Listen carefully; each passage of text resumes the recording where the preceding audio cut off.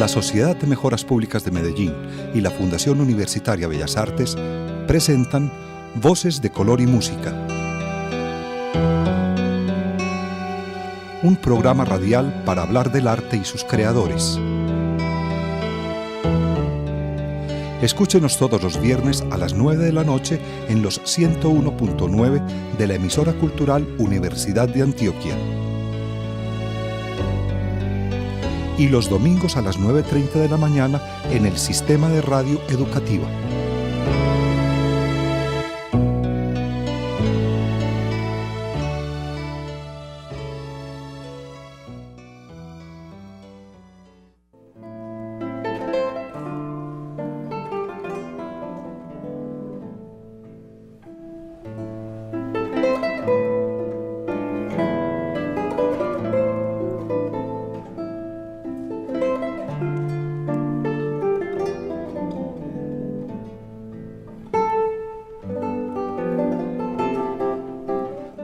Bienvenidos a Voces de Color y Música. Nuevamente estamos con ustedes, Carolina Ruiz y Carlos Vélez, en la grabación Alexis Ramírez. Este programa radial, Voces de Color y Música, lo realizan la Fundación Universitaria Bellas Artes y la Sociedad de Mejoras Públicas de Medellín.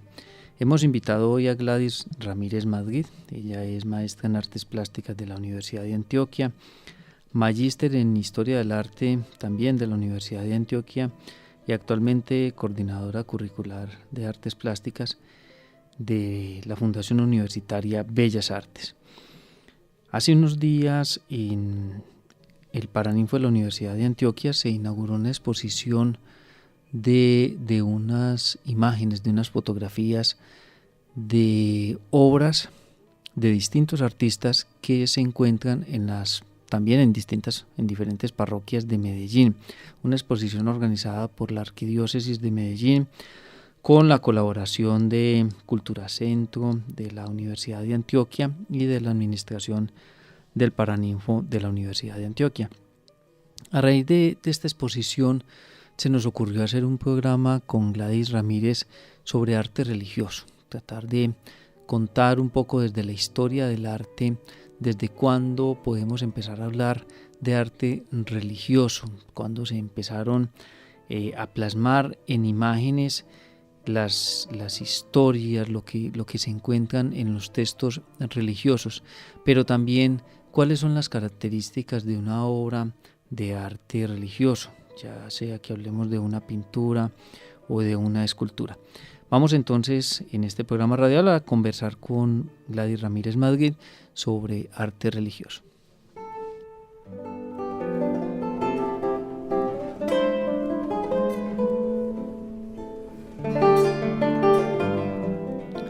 Muchas gracias, Gladys Ramírez, por estar con nosotros en Voces de Color y Música. Carolina y Carlos, gracias por la invitación.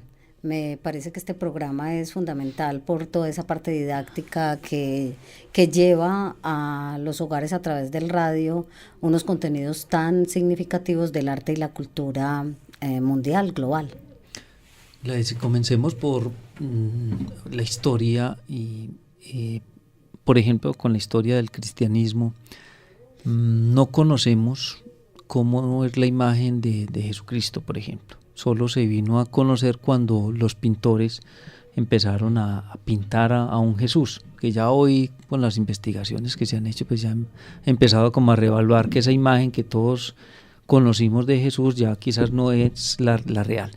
Pero sí hubo un momento en que el ser humano necesitó o tuvo la necesidad de tener una imagen, ya sea para adorarla, o simplemente para tener ese sentimiento de como de cercanía con, ya sea o con Jesús o con los apóstoles o con la Virgen María. Empecemos entonces a hablar de ese primer momento en que los seres humanos empiezan como a representar, hablando pues de la cultura occidental, ¿cierto? Uh-huh. Sí, la cultura religiosa católica tiene inicio en el momento en el que Jesucristo muere y los apóstoles deciden migrar a Roma para expandir la religión. Ese momento histórico se conoce con el nombre de paleocristiano, porque ese periodo de tiempo es el que nos trae todas las primeras representaciones religiosas que conocemos. De hecho, pues sabemos que los romanos eran politeístas y que habían adoptado todo el panteón de los dioses griegos y con el cambio pues de idioma les habían asignado nuevos nombres. El cristianismo realmente fue un cambio abrupto en las costumbres romanas, porque el cristianismo proponía poner la otra mejilla cuando te ofendían, ser monogámicos y un comportamiento que no solamente estaba en relación con la adoración de un ícono religioso, sino que proponía unos cambios más significativos de estilos de vida que los romanos no querían pues asimilar. Entonces, la cultura religiosa fue una cultura underground, literalmente, porque las primeras representaciones que se dan en este periodo se dan bajo tierra en las catacumbas romanas. Y son unas representaciones muy simples, muy sencillas, que abandonan todo el naturalismo que ha tenido el arte en el periodo greco-romano, donde la representación artística tenía una mímesis perfecta con el cuerpo humano, por lo que las representaciones que tenemos ahí en el paleocristiano son más simbólicas, mucho más abstractas y mucho más sencillas si las comparamos con las del periodo inmediatamente anterior. Bueno, digamos que en el tiempo nos toca pues saltar, porque no podríamos dedicarnos solamente como a ese periodo. Más adelante, con el surgimiento, supongo yo, de algunas técnicas pictóricas, empiezan a lograrse obras mucho más elaboradas y representaciones, yo no sé si fidedignas, pero por lo menos que trataban como de acercarse a cómo era Jesús, a cómo era la Virgen María, a cómo eran los apóstoles. Sí, lo que ocurre con toda esta cultura religiosa es que durante más de 250 años el cristianismo fue perseguido por los romanos, pero a partir del año 313, con el concilio de Milán, se permite que los cristianos asuman su religión de una manera más abierta y más pública. De hecho, pues Constantino I pues permite que los católicos construyan basílicas, hagan los rituales religiosos a la luz del día y convierte el cristianismo en la religión oficial del Imperio Romano del momento. Con esa decisión política, la vida del cristiano cambia y cambia también la representación religiosa, porque pasa de ser una religión escindida, perseguida, una religión prohibida, a convertirse en una religión oficial. Y eso le permite a los artistas explorar las técnicas, desplegar también las obras de arte en espacios públicos, en muros de construcción y no en los socavones de las catacumbas, y aparecen allí pues otras técnicas como el mosaico, la pintura mural, el trabajo con el yeso, con el mármol, y el arte entonces expande todo ese tipo de técnicas a favor de esa cultura religiosa. Pero hay que tener en cuenta que cuando yo digo el arte expande, pues estoy diciendo que se están haciendo esas representaciones, pero esas representaciones se están haciendo en medio de una cultura que considera que las imágenes tienen una conexión sagrada y no de una cultura que considera las imágenes como obras de arte, porque el concepto de arte todavía no ha nacido en ese mundo medieval, en este momento pues de la historia que es anterior a las invasiones bárbaras que dan origen al medioevo. Y no podemos decir que esas obras sean consideradas arte o sean contempladas como obras de arte. Eso va a ocurrir mucho tiempo después. Pero esa consideración, digamos, de si era o no una obra de arte o si son o no sagradas, se lo da que el hecho de que hayan sido encargadas por un obispo, digamos, o por una iglesia específicamente. ¿Por qué se le da, digamos, esa connotación de que tenían un significado religioso? Bueno, tienen un significado religioso porque quien encarga las obras tiene el interés de que las imágenes generen esa conexión con los fieles, que en su mayoría son fieles analfabetas, y que generen pues como esa conexión sentimental con lo sagrado, y que pueda hacerse invisible lo que es visible, lo que es invisible, que se pueda tener el rostro de la Virgen María, como le decías ahora, el rostro de Jesús, para que haya una relación más humanística con la palabra de Dios, con la Biblia, con toda la gran historia que propone la Biblia. Pero pasando al plano de lo artístico, el arte nace en un contexto cultural muy distinto, que es el contexto del Renacimiento, donde ya estamos en un momento precapitalista y el arte se convierte en una mercancía que aporta como a ese flujo de mercancías que se está dando en la Europa renacentista del siglo XV y del siglo XVI. Y nace amparado por la cultura religiosa del momento, que sigue teniendo en los artistas unos aliados muy importantes para expandir la cultura y para mantener a los fieles interesados en la palabra de Dios. Entonces el arte nace bajo el mecenazgo de la Iglesia, por lo que las primeras obras de arte van a tener esa doble connotación. Por un lado son obras para el culto y por otro lado son obras de contemplación. Ya el fiel que va a pedirle a la Virgen un favor, o va a rezar o va a agradecer, puede observar el color, la textura, la forma, la composición, porque las obras empiezan a ser creadas con ese interés también como en lo artístico y en lo científico y en la representación del arte que está surgiendo y que está surgiendo al mismo tiempo que se separa el artesanado de una clase social distinta, que es la clase social de los artistas. El concepto ha aparecido ese sujeto que ahora se llama artista, y ha aparecido en el concierto de unos cambios sociales y políticos que se dan en Europa en ese momento de la historia. Y allí es muy importante, y ahí nos vamos introduciendo para acercarnos a América, la intervención en las iglesias, cómo los espacios se convirtieron también en unos centros donde estas obras de arte eran muy importantes, además de artistas de época. Hablar de un Leonardo da Vinci y la cena que pinta da Vinci, que yo no sé si fue famosa en ese momento o es famosa ahora, qué ocurrió con esa obra, pero también grandes artistas entonces empiezan a hacer representaciones, como la intervención, por ejemplo, en la Capilla Sistina. O sea, claro, ese tipo de obras se convierten hoy son universales. Yo no sé en esa época si lo eran o no. Pues ahí me estás haciendo como 3 preguntas, sí, pero yo voy a tratar de darles orden. Primero, toda la producción artística desde el mundo paleocristiano hasta finales de la Edad Media fue anónima. Los artistas pintaban, esculpían, hacían mosaicos, vitrales, pero pocas veces firmaban las obras. Entonces hay muy poco registro y se historió realmente muy poco todo ese proceso, porque la historia del arte también surge con el Renacimiento, dando origen a esos grandes nombres que acabas de mencionar y a muchos otros. Surge también como el interés de contar la historia de estos personajes, de decir quiénes eran, de dónde venían, quiénes habían sido sus maestros y cuáles eran sus grandes obras. Entonces, por eso es que nosotros conocemos a partir del Renacimiento los nombres de los artistas asociados a su producción, y además conocemos quiénes eran sus mecenas y a dónde viajaron, cuál fue como todo el proceso de desarrollo de su obra.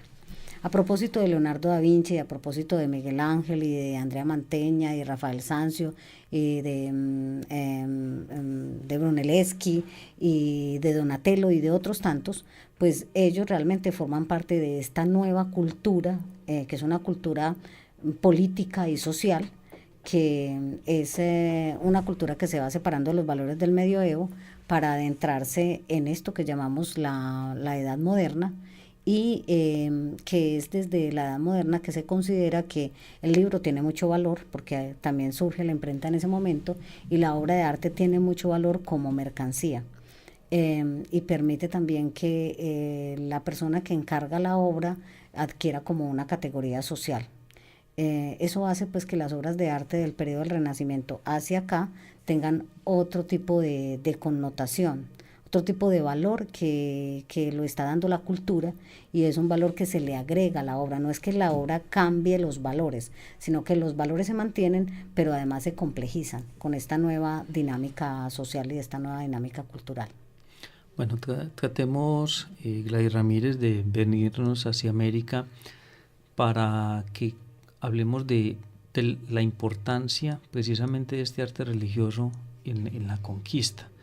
cómo pues ya todos estos temas que nos acaba de relatar Gladys Ramírez pues ya eran conocidos, cómo se usan entonces imágenes, ya fuera pictóricas o escultóricas, para que las personas, los seres humanos que estaban siendo conquistados aquí en América, pues ya tuvieran una representación, ya digamos que estaba claro la imagen de Jesús, la imagen de la Virgen, la imagen de los apóstoles, y con eso de alguna manera fue que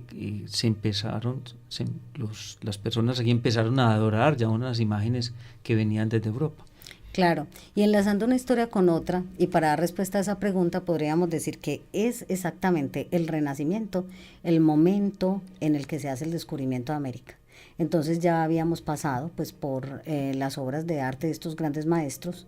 1492 es el año del descubrimiento de América, y dicen que la primera obra de arte religiosa que llegó a América llegó en los barcos de Cristóbal Colón, pero pasó un tiempo prudencial para que esa cultura religiosa se asentara pues en los nuevos territorios, porque todos sabemos que inicialmente pues los conquistadores pensaban que podían expropiar los bienes y llevárselos de regreso a Europa, pero paulatinamente se dieron cuenta que se podían instalar en estas tierras, que podían crear aquí unas ciudades y que podían perpetuarse acá, perpetuar pues como su vida, sus bienes, su cultura.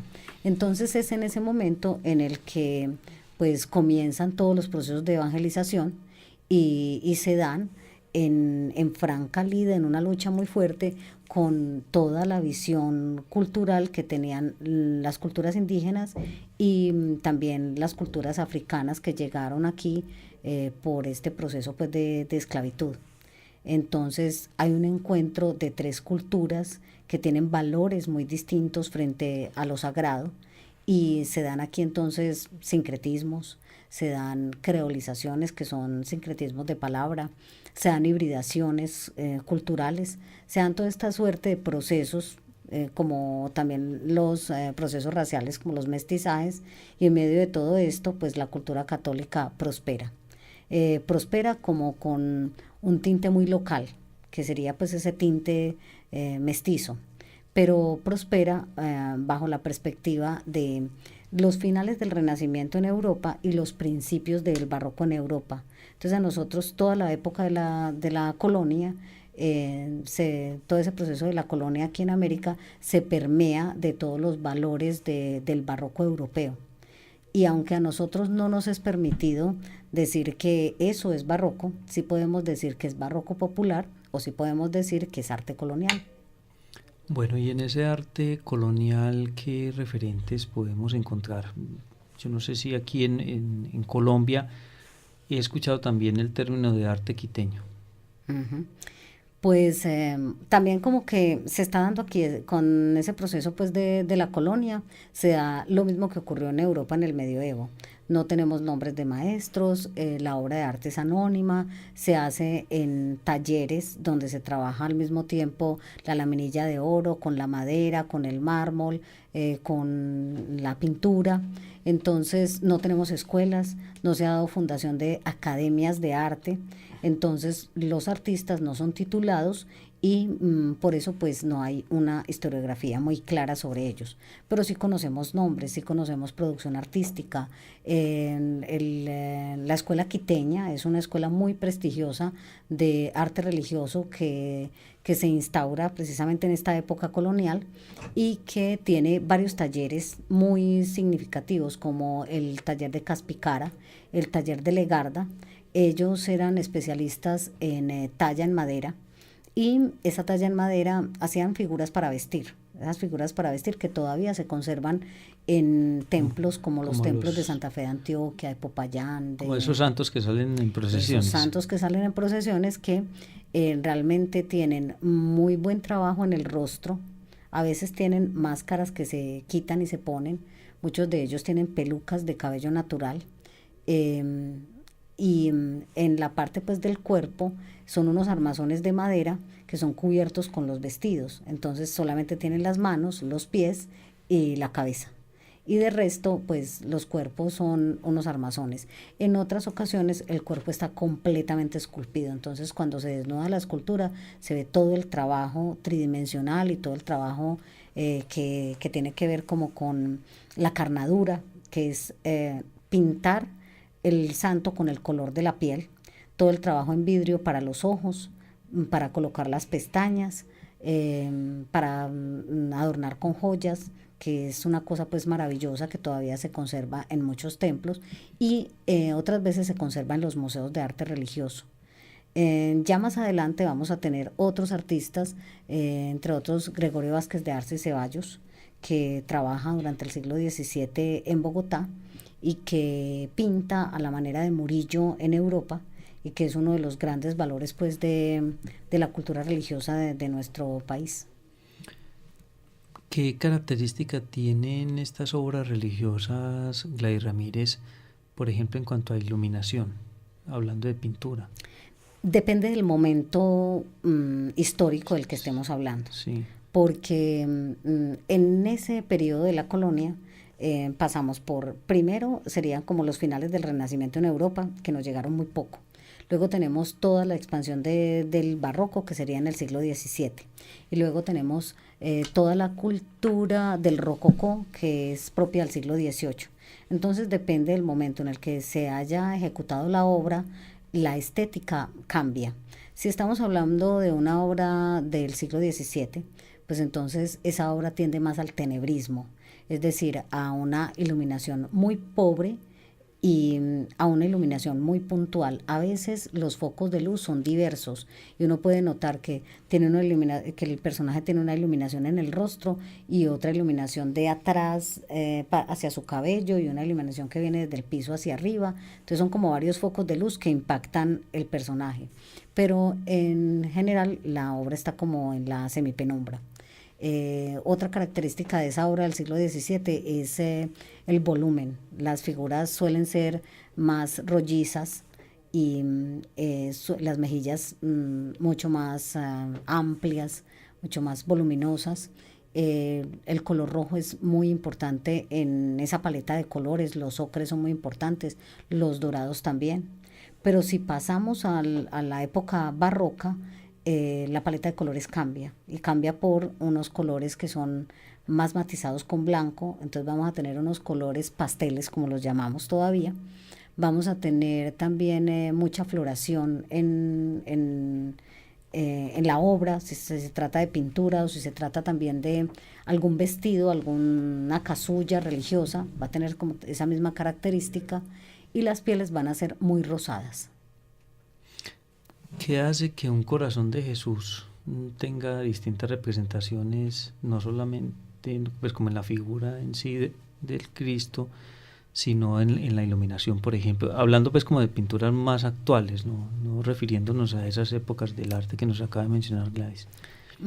Pues bueno, en términos generales se conserva la idea de que un personaje religioso o que tiene que ver con esa cultura religiosa es un iluminado. Entonces la iluminación se maneja de diferente forma. Una que es muy tradicional es la iluminación aureolada.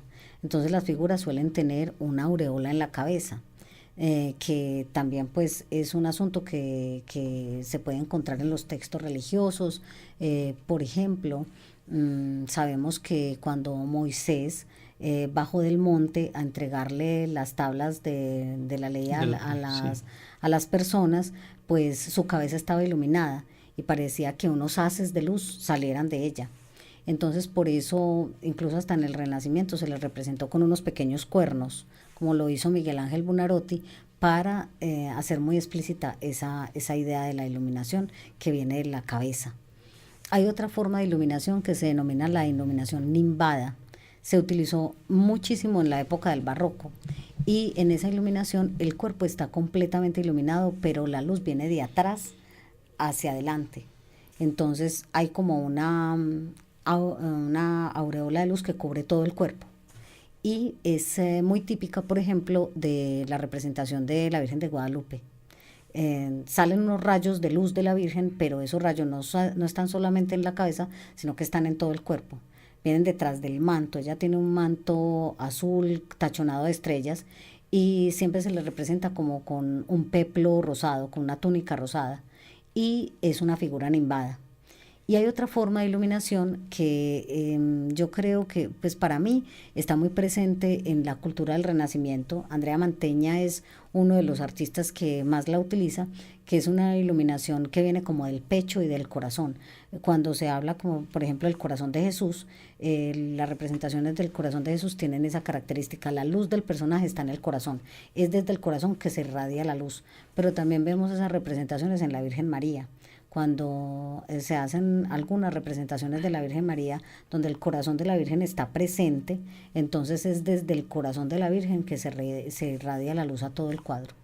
Esas características que acaba de mencionar Gladys Ramírez las podemos ver en la exposición que mencioné al comienzo del programa radial, que se encuentra en el Paraninfo de la Universidad de Antioquia, donde hay reproducciones de imágenes que están en los templos, en varios templos de Medellín, entre ellos de la iglesia de San José, de la iglesia de la Candelaria, de la Basílica Metropolitana, por ejemplo, donde hay obras de grandes artistas, y uno de ellos, Francisco Antonio Cano, por ejemplo, aquí en el Paraninfo de la Universidad de Antioquia hay un corazón de Jesús que tiene toda esa característica que acaba de mencionar Gladys Ramírez. Para terminar, Gladys, aquí en Medellín entonces uno recorriendo los templos de la ciudad puede encontrar obras de grandes artistas antioqueños, colombianos, de esa escuela de arte quiteño, donde puede uno conocer entonces algo de ese arte religioso. Sí, Medellín tiene grandes joyas de arte religioso. Ahorita estabas mencionando a Francisco Antonio Cano. Entonces digamos que la Catedral Metropolitana tiene el Cristo del Perdón, que es una pintura del pincel del maestro, una pintura que él hizo en Europa, que tuvo que repetir porque se le dañó en el viaje, y que muestra no solamente su capacidad para captar pues como la esencia del personaje, la psicología, sino también toda la dinámica de la perspectiva oblicua que él utilizó en los cuadros para darle una mayor emotividad al personaje y para relacionar al devoto con la obra, para que el devoto se sintiera incluido en el espacio de la obra. Allá también tenemos un Cristo de Bernardo Vieco. Otro lugar para ver arte religioso de principios del siglo XX es el cementerio de San Pedro, donde tenemos lápidas de Marco Tobón Mejía, tenemos también obras de Bernardo Vieco, como las Tres Marías, y una Pietad que él hizo en bronce, y muchas otras lápidas que tienen relieves en mármol que representan a la Virgen María, a los santos, sobre todo en esos mausoleos de la época de los años 30 y de los años 40. La iglesia de San Ignacio también tiene obras importantes, como la obra de Gabriel Montoya, del Vía Crucis. La iglesia de San José también tiene pintura importante. No solamente al interior del templo podemos ver esas imágenes, sino que la sola fachada de las iglesias como la San Ignacio y San José son muy significativas porque pertenecen a ese periodo del barroco y son grandes obras de la arquitectura. Invitamos entonces a los oyentes para que visiten la exposición que se encuentra en el Paraninfo de la Universidad de Antioquia, aquí en la plazuela de San Ignacio, y a que cuando vayan a los templos, estos templos sobre todo pues los más antiguos de la ciudad de Medellín y también de los municipios, Santa Fe de Antioquia, por ejemplo, tiene mucha obra de arte religioso, que visiten los templos y que también aprendan un poco como a admirar toda la obra que se encuentra en estos sitios. Muchas gracias, Gladys Ramírez, por estar con nosotros en Voces de Color y Música. Agradecemos a Alexis Ramírez, quien nos acompañó en la grabación del programa. Les recuerdo que lo pueden escuchar nuevamente en YouTube, en nuestro canal, donde encuentran todos los programas radiales Voces de Color y Música.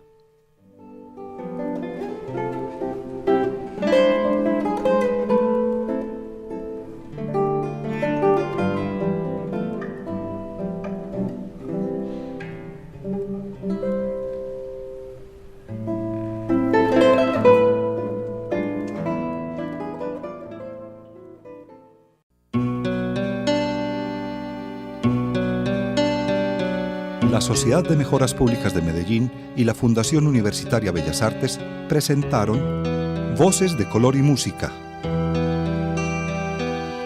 Un programa radial para hablar del arte y sus creadores. Escúchenos todos los viernes a las 9 de la noche en los 101.9 de la emisora cultural Universidad de Antioquia. Y los domingos a las 9:30 de la mañana en el Sistema de Radio Educativa.